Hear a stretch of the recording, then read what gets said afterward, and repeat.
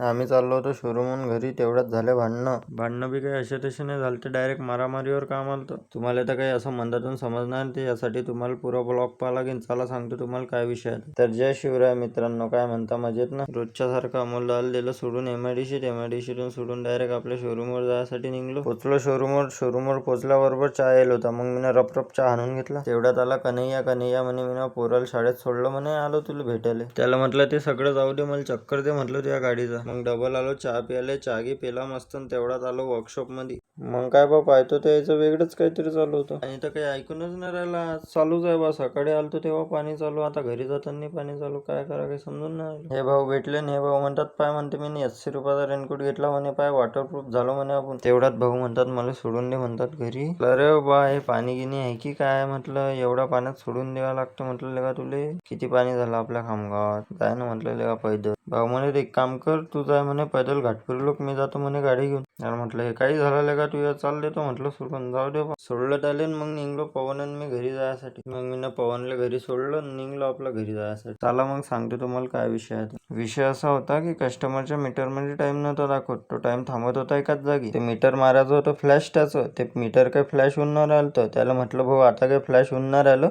तू उद्या ये, उद्या करून देत तुले. भाऊ काय ऐकायला तयार नव्हते. भाऊनं देणं लावलं शिव्या.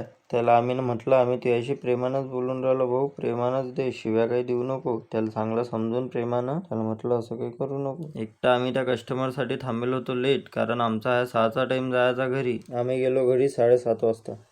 तरी पोट्टे गायच्या एकटात पोट्टे म्हणत जाय तू घरी म्हणे, आज काही गाडी भेटत नाही म्हणे तुले, उद्या यायचो म्हणे गाडी घेऊन जायचो म्हणे, आज झाला शोरूम बंद म्हणे, शोरूमचा टाइम झाला म्हणे. तर भेटू मग पुढच्या ब्लॉग मध्ये. आजच्यासाठी एवढंच. फॉलो नशीन केलं तर फॉलो करून घे जा, लाईक बी तेवढं ठोकून दे.